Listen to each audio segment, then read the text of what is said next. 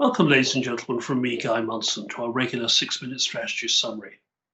An extraordinary week. COVID infection rates surging again, I'm afraid, in the US and Europe, cementing the likelihood of a double dip or fourth quarter contraction in GDP. Better news from the political front in at least one area. The Eurozone passed their €750 billion recovery plan, a mixture of loans and grants, an extraordinary personal achievement for Macron and Merkel. Of course, the Brexit negotiations running right to the wire on Sunday. We'll look more closely at that in the slides that follow. And no deal, I'm afraid, yet from Mnuchin and Pelosi on a stimulus package for 2021 in the US. By contrast, of course, markets, although they were broadly flat on the week, saw new highs in the US, but were characterized by a surge in speculative activity. IPO jumps for Airbnb and DoorDash, really reminiscent of the sort of fervor of 1999-2000. Can this really be sustainable? So politics, COVID-19, and an ebullient stock market, can they all continue to exist today? That's what we'll look at in the slides that follow. So can Brexit still be salvaged? Well, the currency markets say possibly. The bond markets say probably not. As you can see on the left-hand side, the trade-weighted pound dipping on the week, but still in the middle of the trading range that we've seen since the referendum back in 2016. By contrast, a sharply lower 10-year bond yield in the UK just over the last few days, down to 20 basis points and falling.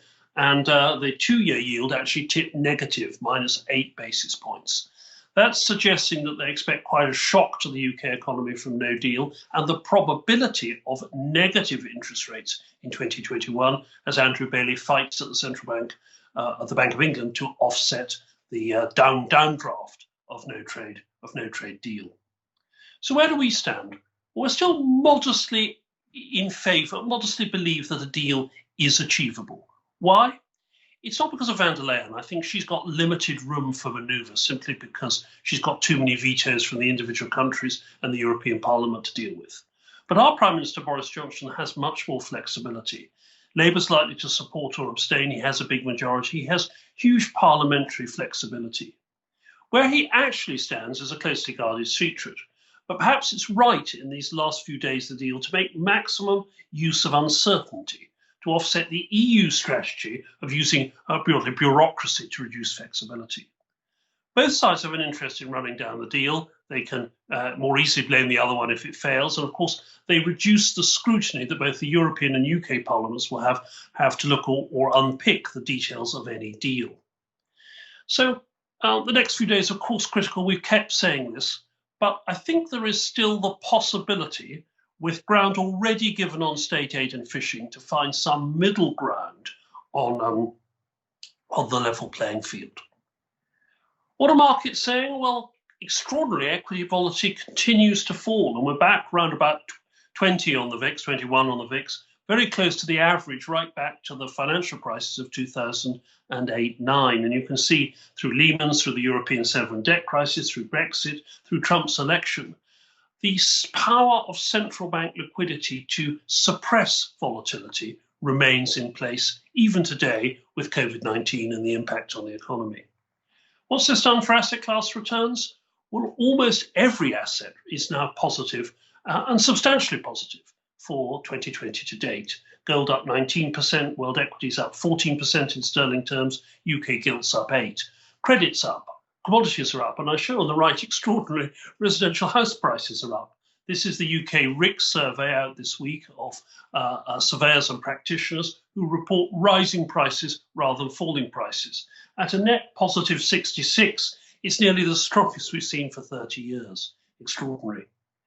If you drill down to the individual equity markets too, you see quite a pivot to leadership from higher beta, slightly more risky areas. For the quarter to date now, extraordinarily, UK equities leading the charge, obviously with oil and banks particularly strong.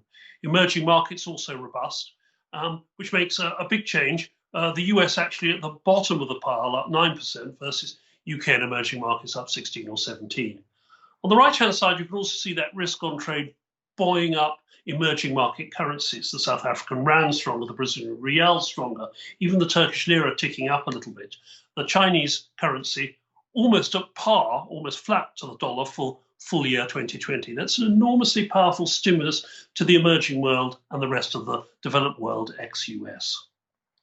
What lies behind all this? Of course, it's central banks and ever more generous liquidity. This week saw Madame Lagarde at the ECB increase the emergency purchase programme, that's their bond buying programme, by 500 billion euros and extending the duration out 9 months. But she was a little bit more cautious. She indicated that she may not use her overall flexibility. She didn't seem too worried about the level of the euro, and she certainly didn't talk about a further cut in underlying rates. So perhaps a slightly hawkish tone, certainly not the easing bravado of her predecessor, Mr. Draghi. That, of course, puts a question mark over long-term valuations. All of these assets buoyed up by central bank liquidity, and that's taken, for example, the US forward PE multiple on the right up to nearly 22 times, against an average back to the 1980s of around 14.5. So those will be the questions we'll be wrestling with at our policy meeting next week, to see if we update our own strategy. As you're well aware, we've been modestly overweight equities, overweight credit, overweight alternatives. So this rally of the last few months has really benefited us. I'll be coming back to you next week with our thoughts and conclusions, and that'll be my last video before Christmas. And then in the new year, I'll be moving to bi-weekly updates. In the meanwhile, best Christmas wishes to you all, and particularly to Mrs. van der Leyen and Boris Johnson and the Brexit negotiating teams.